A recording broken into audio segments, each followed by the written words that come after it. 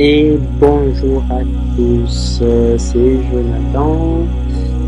Pour ceux qui ne me connaissent pas encore, je suis chaman et guérisseur. Aujourd'hui, je vais vous parler de la blessure de la corruption. C'est quelque chose que j'ai jamais entendu pour ma part, jusqu'à récemment.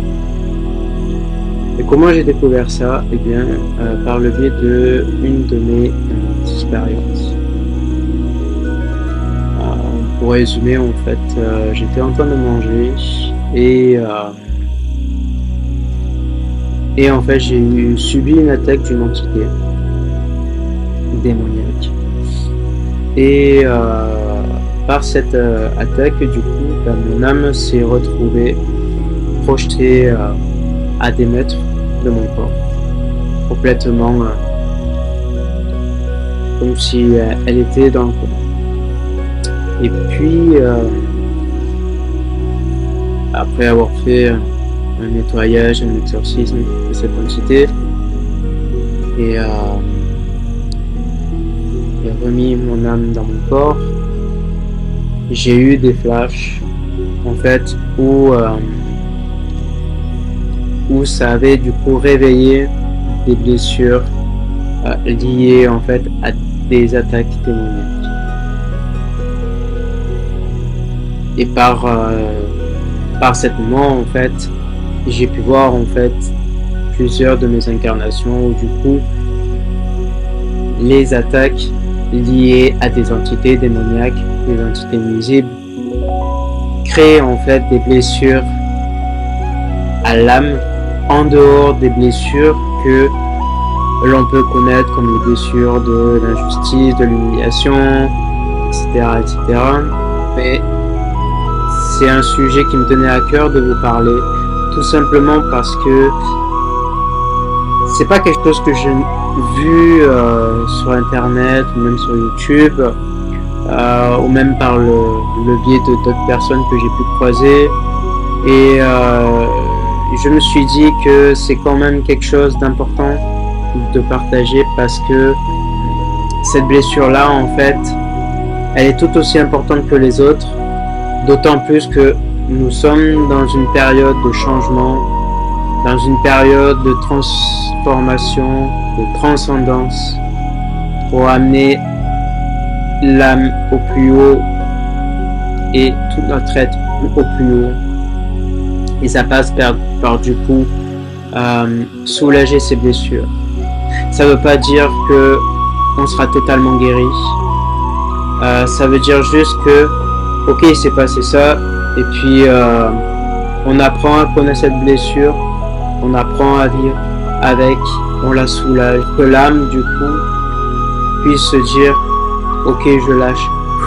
Cette blessure, c'est pas juste une attaque qui peut être liée juste par une possession, par une attaque.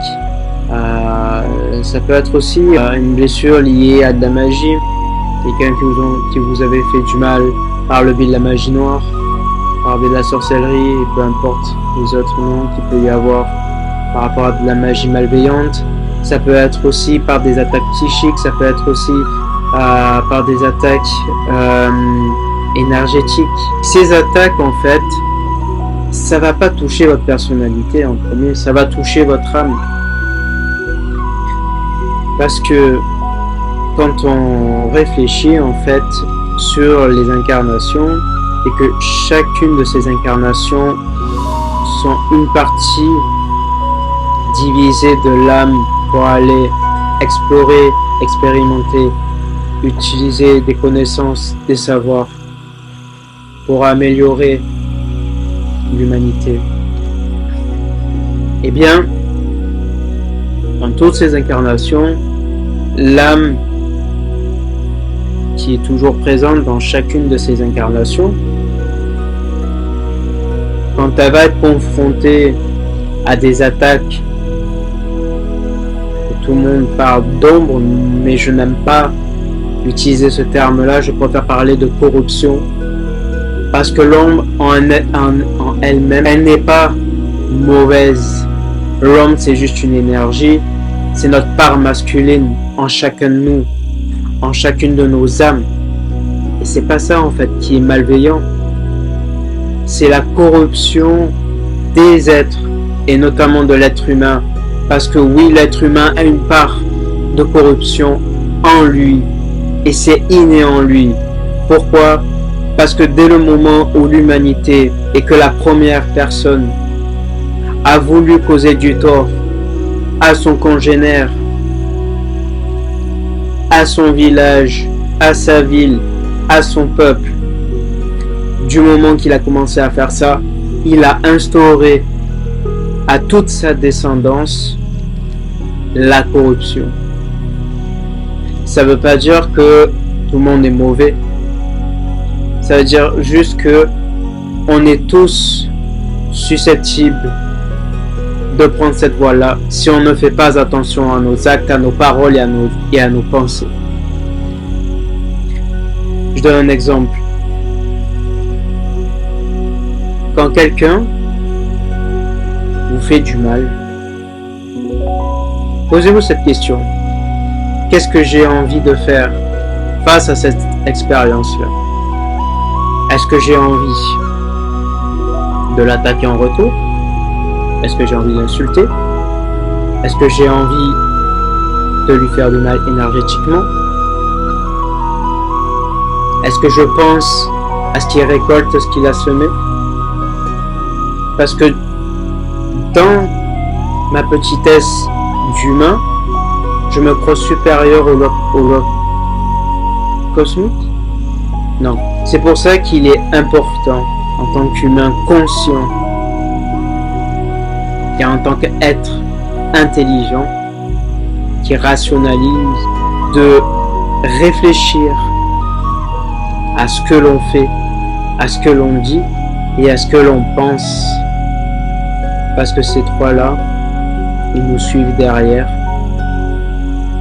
Et tout ce qu'on a pu faire dans nos vies précédentes impacte chaque âme qu'on a croisée, qu'on croise encore aujourd'hui. Donc c'est pour ça, il est important de faire attention à ça. Et il est important aussi d'aller chercher ces blessures-là pour les comprendre. Parce que intrinsèquement, en fait,